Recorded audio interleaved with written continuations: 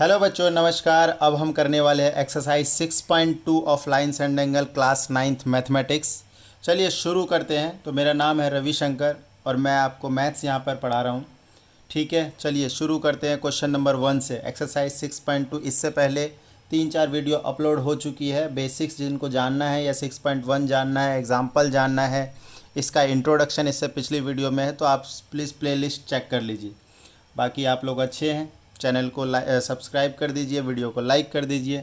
चलिए स्टार्ट करते हैं बेटा। यहाँ पर हमें y और z में रेशियो दे रखा है 3 एंड रेशियो 7 और हमें x फाइंड करना है इसमें। चलिए, बहुत आसान क्वेश्चन है।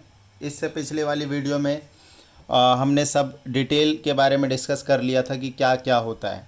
सबसे पहले जो भी आपको रेशियो जब भी दिया हुआ होता है, आपको इसको 3x 7x मान लेते हैं। अब क्योंकि यहाँ पे एक एंगल भी x है तो हम ये नहीं मानेंगे, हम a मान लेते हैं। y = 3a मान लेते हैं, z = 7a मान लेते हैं। ज़रा देखते हैं y और z में क्या रिलेशन है।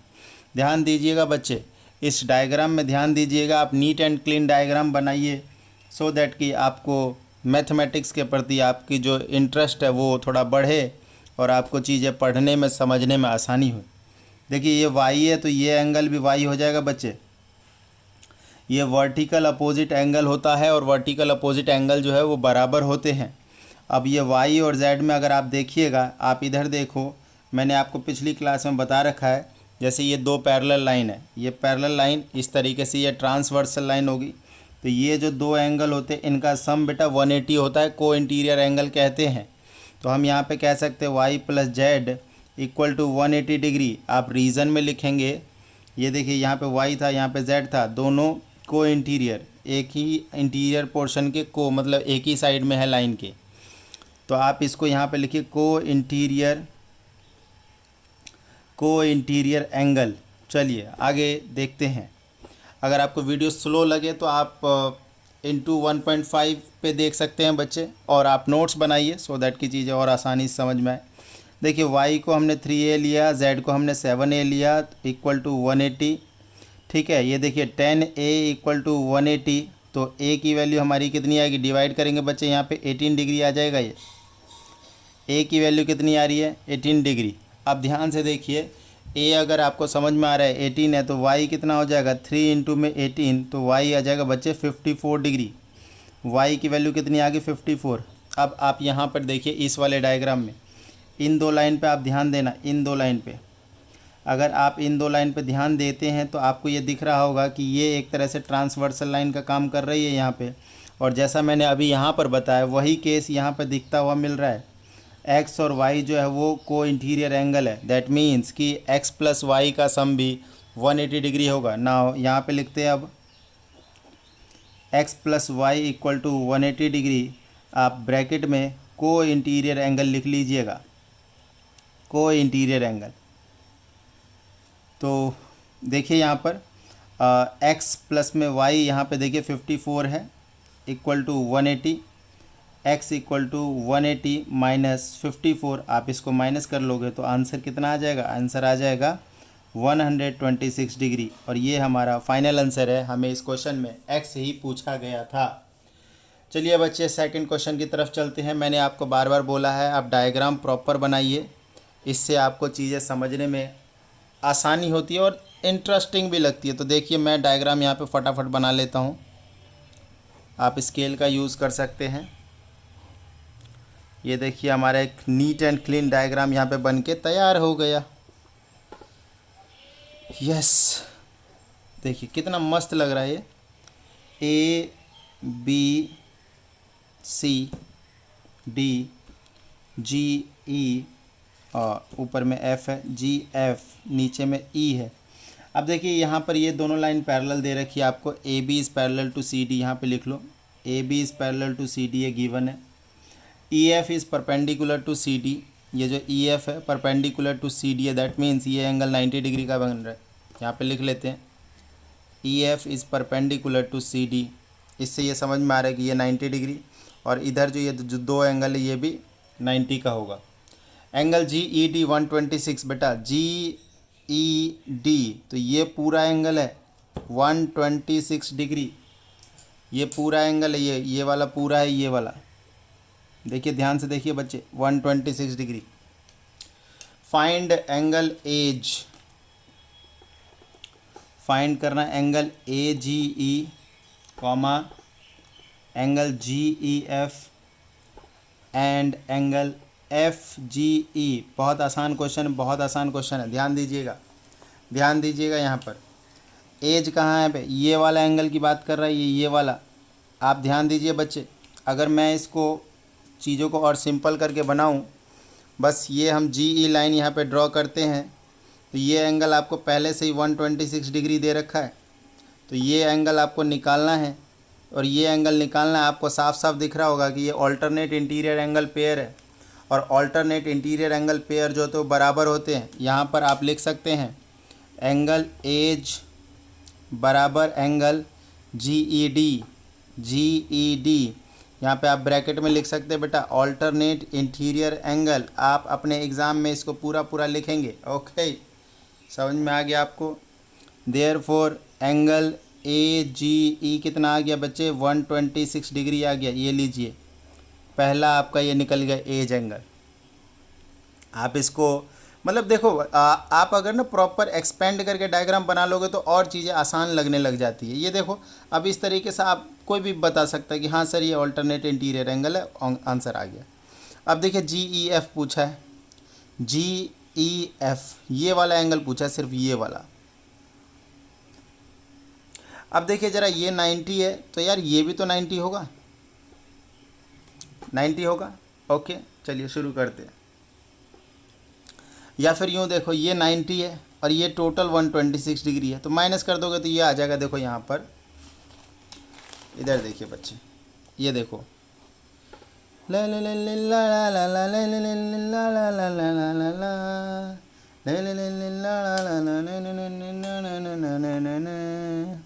मेरा दिल इस दिल पे फिदा है। हाँ जी, ये देखो, ये 90 डिग्री है और ये एंगल हमें निकालना है, मान लो x मान लो, और ये पूरा का पूरा 126 डिग्री है। ये है g, ये है e, ये है d और ये है f। चलिए देखिए, हम कर सकते हैं इसको एंगल जी ई डी बराबर angle G E F, angle G E F plus angle F E D, F E D. देखिए जी ई डी आपको दिया हुआ है 126 डिग्री, जी ई एफ बच्चों आपको निकालना है, और एफ ई डी देखिए 90 डिग्री है। ये इधर आके माइनस कर दिए, 126 माइनस 90 जी ई एफ, तो ये कितना आ गया, ये आ गया 36 डिग्री। ये चीज़ आ गई बच्चे हमारे। होप आपको समझ में आ रही है चीज़ें अच्छे से। ये भी हो गया, तो नेक्स्ट अब देखते हैं एफ जी ई एंगल हमें निकालना था। ये देखिए हमें क्या क्या निकालना था, एफ जी ई। अब ज़रा देखिए एफ जी ई कहाँ पर है, ये वाला एंगल, ये वाला।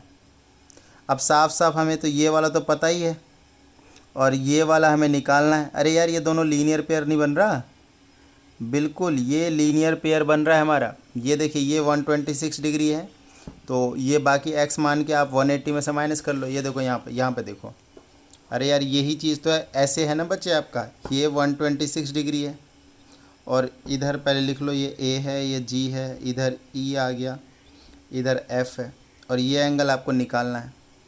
तो ध्यान से देखिए, ध्यान से देखिए, angle age plus angle F G E बराबर 180 डिग्री। आप ब्रैकेट में एकदम प्यार से लीनियर पेयर लिखिए इसको और एंजॉय करिए। एज 126 डिग्री है, एफ जी अपने को निकालना है 180। अगर वीडियो स्लो लगे तो आप बढ़ा सकते हैं स्पीड, घबराने वाली बात नहीं है। लिखने में बच्चे थोड़ा सा टाइम लगता है। देखिए ये 54 डिग्री आ गया, आप आराम से इसको माइनस माइनस करिए, आंसर निकल के आ गया। नाउ क्वेश्चन नंबर 3 की तरफ चलते हैं, और इसका डायग्राम मैं जल्दी से बना लूँगा। ये ऐसा लग रहा है, अरे मैयो ये क्या है, ये देखिए कुछ इस तरीके का डायग्राम है, और इसमें ये वाला, अच्छा पहले मेंशन कर लेते, ये बच्चे P है, ये Q है, और ये आर है, ये एस है, ये टी है। इसमें देखो एक ट्रिक बताता हूँ। आप ना इसको ऐसे कर लो, इसको आप एक्सपेंड कर लो, बुक में देखिएगा डायग्राम। इस लाइन को आप बिल्कुल आगे तक ले जाइए और इस वाली लाइन को भी आगे ले जाइए। आपको ना एक पैरेलल लाइन की फीलिंग आने लगेगी इसमें। देखिए अब आपको लग रहा होगा कि हाँ यार ये दोनों लाइन तो पैरेलल है, पहले नहीं दिख रही थी। अरे वाह, क्वेश्चन समझ में आ रहे तो आप लाइक करिए यार। देखिए ये आपको बच्चे 130 डिग्री दे रखा था, ठीक है, थोड़ा छोटा बन गया इस बारी, ओके नो प्रॉब्लम। और एक ये आपको 110 डिग्री दिख रहा है। इसमें ना एक आप कंस्ट्रक्शन कर सकते हैं तो आसान होगा, अदरवाइज़ क्वेश्चन सॉल्व करना थोड़ा सा डिफ़िकल्ट हो जाएगा। अगर ट्रायंगल वाली प्रॉपर्टी लगाएंगे तो हम इसको और आसान बनाते हैं। देखिए एक लाइन ड्रॉ करते हैं यहाँ पर, जो कि ये ऊपर की दोनों लाइन के साथ पैरेलल है, ठीक है। अब ध्यान से देखो, ध्यान से देखो, आप ये वाली लाइन देखो, ये वाली लाइन देखो और ये वाली लाइन देखो, ऐसे ये 130 है और ये देखो कितना हो जाएगा, कॉरस्पॉन्डिंग एंगल है, एक्स मान के ये निकाल लो, इन दोनों का सम कितना होगा, 180 होगा।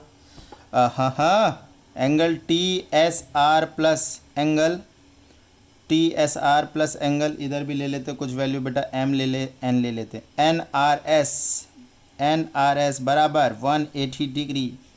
सो एंगल एन आर एस बराबर, हो नहीं दिख रहा था, लीजिए अब दिख रहा है, 180 minus T S R 130 degree. तो एन आर एस की वैल्यू कितनी आ गई, यहाँ से 50 डिग्री आ गई बच्चे। चलो सर समझ में आ गया, ये एंगल आपने बोला कि 50 आ गया, चलो मान लेते हैं। अब देखिए बच्चे ये वाला ये लाइन और ये लाइन देखिए, ये देखो यहाँ पर T T T T T T T T चू, ये 110 डिग्री, ये मान लें हमें निकालना है। देखिए देखिए देखिए यहाँ पे इस वाले को कैसे निकालेंगे, ये देखो angle P Q R, angle P Q R plus angle M R Q, नहीं दिख रहा था, अब देखिए अब दिख रहा होगा, P Q R plus M R Q बराबर 180 डिग्री। आप यहाँ पे ब्रैकेट में लिख दिए, क्या है ये, को इंटीरियर एंगल है ये, आपको समझ में आ रहा है, बराबर 180 डिग्री। तो एंगल एम आर क्यू कितना हो गया, 180 माइनस 110 डिग्री, तो ये 70 डिग्री आ गया, ठीक है। तो एंगल एम आर क्यू बच्चे कितना आ गया, ये 70 डिग्री आ गया। चलिए आगे बढ़ते हैं। अब ये देखिए यहाँ पर इस मेन डायग्राम में देखिए, ये वाला हमने निकाल दिया 70। अब ध्यान दीजिएगा, ये एक पूरी की पूरी लाइन है, ये पूरी लाइन है, और आपको ये वाला एंगल निकालना था, ये डिप्रेशन वाला एंगल। तो यार इस एंगल का सम, इस एंगल का सम और इस एंगल का सम, इस एंगल का इस एंगल का, इस तीनों को अगर जोड़ देंगे तो 180 नहीं आएगा। अरे angle made on same straight line, ये देखो यहाँ पर मैं क्या कह रहा हूँ, मैं कह रहा हूँ सर एंगल आप M R Q plus angle ये जो एन आर एस है, एन आर एस, अब प्लस में ये बीच वाला एंगल क्यू आर एस, सबको जोड़ोगे तो 180 आएगा बिल्कुल। तो एम आर क्यू कितना निकाला हमने, ये 70 निकाला, एन आर एस कितना निकाला हमने, 50 निकाला, और ये क्यू आर एस हमें निकालना है। तो 180 में से आप ये 120 आ जाएगा इधर, बाकी 180 में से आप इसको माइनस कर देंगे और मज़ेदार आपका आंसर यहाँ पर आ गया। एंजॉय करो, इतने आसानी से क्वेश्चन सॉल्व हो रहे। क्वेश्चन नंबर 3 ख़त्म। नाउ क्वेश्चन नंबर 4 अगले पेज पर करते हैं, पेज कम पड़ जाएगा यहाँ पर, ठीक है। देखिए पहले डायग्राम बना लेते हैं, आप स्केल का यूज़ करिएगा बिल्कुल, है ना। मुझे तो थोड़ा प्रैक्टिस है तो लाइनें सीधी बन जाती है, बट आप लोगों से लाइन सीधी ढंग से नहीं बनेगी। क्या सर हम भी लाइन सीधी बना सकते हैं, आपको क्या लगता है? अरे सीधी बना सकते हो तो बना लो यार, कोई दिक्कत नहीं, मैं तो कह रहा हूँ कि बस थोड़ा सा अच्छा लगना चाहिए, आपको भी मुझे भी। सवाल को करने में देखो, साफ़ सफाई से काम करोगे तो आपको अच्छा लगता है, गंदे में काम करने में अच्छा थोड़ी नहीं लगता है। मैं बताए तो क्या निकालना है, देखो ए बी और जो ये जो नीचे वाली लाइन है सी डी, ये पैरेलल है और ये दो एंगल गिवन है। फाइंड करना है एक्स एंड वाई। ओ हो, ये देखो ये देखो ये देखो ये देखो, देखो ये दोनों पैरेलल है। अरे यार ये दोनों पैरेलल है, राइट। तो ये क्या ट्रांसवर्सल लाइन नहीं दिख रही आपको, ये वाली देखो, ये एंगल और ये एंगल क्या अल्टरनेट इंटीरियर एंगल लग रहा है? यस सर, बिल्कुल अल्टरनेट इंटीरियर। ये देखो यहाँ पे, यहाँ देखो, यहाँ देखो, ये 50 है, ये निकालना है एक्स। अरे यार दोनों अल्टरनेट इंटीरियर एंगल है ना, बस यहाँ पे लिख दो एक्स बराबर 50 डिग्री। बस यहाँ पे रीज़न लिख देना, alternate interior angle, alternate interior angle. अरे बस इसमें समझना है, ये नहीं कि सर इसमें इतना छोटा सा लिखेंगे तो मार्क्स मिलेगा। अरे बिल्कुल मिलेगा। अरे आप रीज़न लिख रहे हो भाई, एक्स बराबर 50 डिग्री, या फिर ज़्यादा से ज़्यादा आप एक स्टेप ये लिख सकते हो कि हाँ ए पी क्यू बराबर पी क्यू आर। तो इन्होंने क्योंकि एक्स डायग्राम में ही मेंशन है तो आपको स्टेप लिखने की ज़रूरत नहीं है, आ गया आंसर। चलिए अगला देखिए, आप ये देखिए ज़रा, अगर हम ये वाला एंगल देखिए 127 है। अरे यार ये देखो, ये देखो बच्चे, ये देखो, देखो जी देखो ये क्या हुआ है। इधर देखो, ये जो पी लाइन है और आर लाइन है ये बनाई है मैंने, और बाकी इधर देखिए आप इस साइड में, इस साइड में ये 50 प्लस वाई होगा। अरे दोनों मिला दोगे ना यार, ये पूरा एंगल, मतलब ये एक लाइन मैं ड्रॉ नहीं कर रहा हूँ, अगर ड्रॉ होता तो ये 50 और ये वाई, तो मैं एक साथ लिख रहा हूँ 50 प्लस वाई।